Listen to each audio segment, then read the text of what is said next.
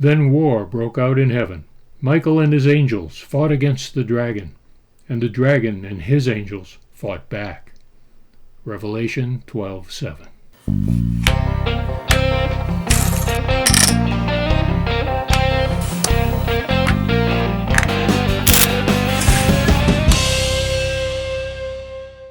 I do like a good solo game. I'm working on a video right now to talk about some of the solo games that I enjoy playing. It has been quite a few years now that I was brainstorming on a particular game theme, trying to come up with a battle game idea. Now, battle games, hack and slash, that's not really my cup of tea, as it were, not my favorite kind of game. But I wanted to just sort of challenge myself in coming up with something that was a little more confrontational in its theme. I had an idea coming together, the mechanics were falling into place. It was going to be a cooperative game, a team against the odds that were determined by the deck of cards, so there was a random draw to it.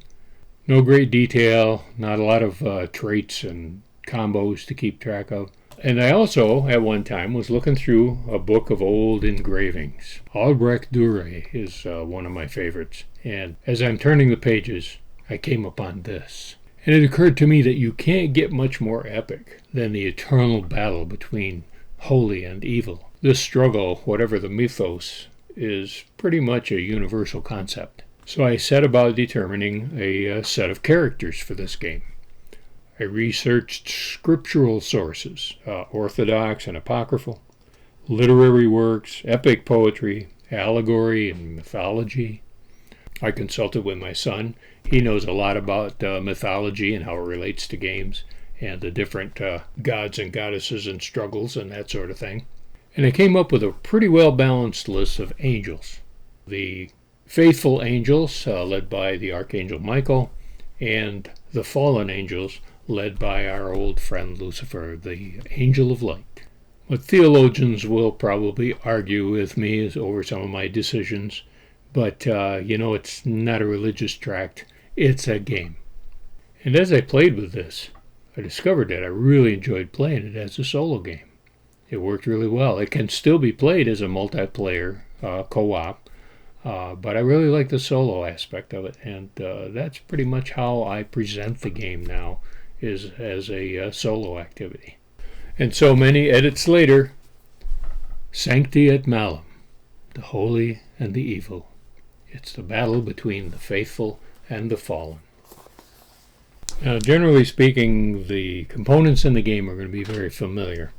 I've got dice, we've got some cubes in here, and we've got cards. First of all, we have two cards included that are turn order cards. They're the player aids, so that, while you're learning the game or to refresh your memory, or if you're playing a multiplayer game, it's a good way to keep track of the sequence of events in each turn. We won't need to use those today. I've been playing this for years. There's also the scorecard. Scorecard, of course, keeps track of your score. And that's where the cubes come in. We've got a red cube for the fallen and a white cube for the faithful. What are these other cubes for, you wonder? Well, here's some cards here that will keep track of the dice as you roll them. I've found that as you play the game, especially when you get a lot of cards on the table, it's a little bit hard to remember what I've rolled in sequence of events, and so these cards just simply help keep track of that. In this case, we've got 13, so I can set up the 10 and the 3 over here to remind myself, what that roll was. And then finally you have the playing cards like so. One side, the white background, are the faithful angels, and the red background are the unfaithful, the fallen angels. And each of these cards has certain aspects to it. Let's talk particularly about Asmodeus. Asmodeus, in the corner of the card here, says 1 reroll plus 3n. Now what that means is, as you roll the dice during this conflict, you get to roll one time, and then you get another reroll to try to change the balance of the dice that are left over. Okay, so it's not unfamiliar. A lot of the push your luck games allow you to re-roll the dice several times. You've got the icons here for the dice. This means Asmodeus rolls 5 dice. So for example, there's 5 dice. I got 1 reroll. Now this is a bad guy. This is the fallen angel. We don't want them to have a high score. So I'm going to keep the 1s, and I get 1 reroll and hope for some lower numbers over here. Oh yeah, that's more like it. That really feels good right there. So now we've got a total score of 6 for Asmodeus. And then plus 3n. Now the 3 indicates extra bonus points.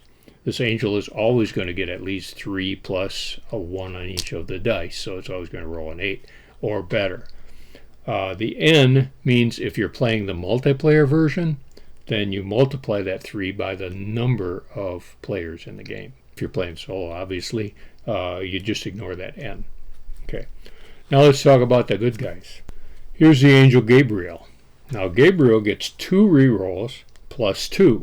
Okay, and rolls 5 dice. So now it says right here under the specs, and you may play another card. So let's say I play another card. Look at this card, for example. Adds 1 additional die to each of the angels, and play another card. Jugudiel, I guess is how you pronounce that. 2 rerolls plus 3. So you can see I'm really racking up a whole heck of a lot of points on this side of the conflict. And so we've got the basics set up here, and we're ready to play our first solo game of Sancti at Malum. It goes like this. First thing I do is deal myself a hand of 3 cards, and I flip over 1 card, which is my enemy, the fallen angel. We have here Satan's Hindrance. Take 1 die away from each holy angel's roll and play another card. Ooh, 2 of those. That's not good. And here's Mammon. 1 reroll plus 4n. Alright. Alright. So what I have here, I've got Uriel, I've got Melikim, I've got Divine Intercession, which adds a die. So I'm going to use that for sure. So it counteracts one of the Satan's Hindrance cards. And so if I use Uriel, 1 reroll plus 5, still you lose 1 die because of Satan's Hindrance, even though this cancels that one. So that means that Uriel can only use 3 dice. Ooh, that's not bad. I'm just going to sit on that, right? So I got 14 plus 5 is 19. So we roll the dice for the bad guys. And then I get a reroll. I'm going to reroll these higher numbers. Okay, I got 15 plus 4, so there's 19. Look at there, we got a tie. Nobody wins a tie. It's a drawn conflict. Off a hand of 3 cards. 2, 3. And you deal a card for the fallen angels. We got some demons out here. 1 roll plus 2n, meaning I can roll 4 dice 1 time, no rerolls. I have 3 cards here in my hand. One is a Melikim, 1 roll plus 3. I have 2 Melikim. This one rolls 4 dice though, plus 2. And then the Divine Intercession. Adds 1 additional die to each of the angels and play another card. So it sounds to me like this Melikim is probably a good play with the Divine Intercession. So I will play those 2. That means I can roll 5 dice.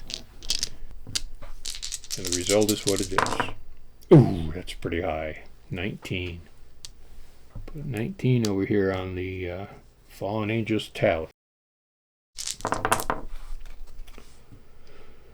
So that means I have a total of 21 plus 2 is 23. And so I win that conflict. Give myself a point. All cards that are played get discarded. They will be reshuffled back into the deck when I run out of cards. Deal myself a new hand of 3. And see who the bad guy is. Lucifer, the big guy.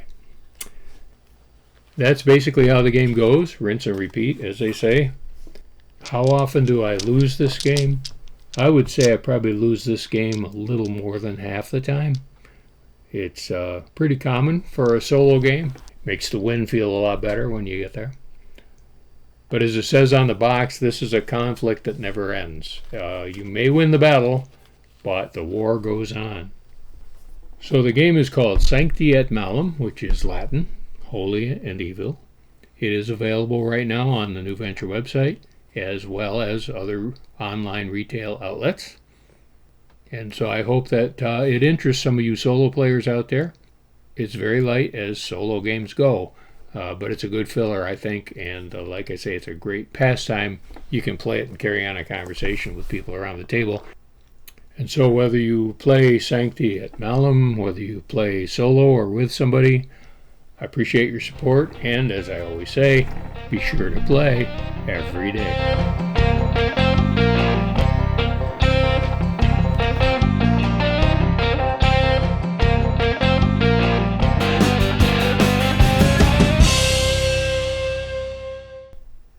Just a quick postscript for you.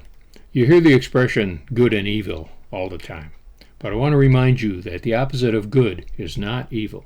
The opposite of good is bad. The opposite of evil is holy.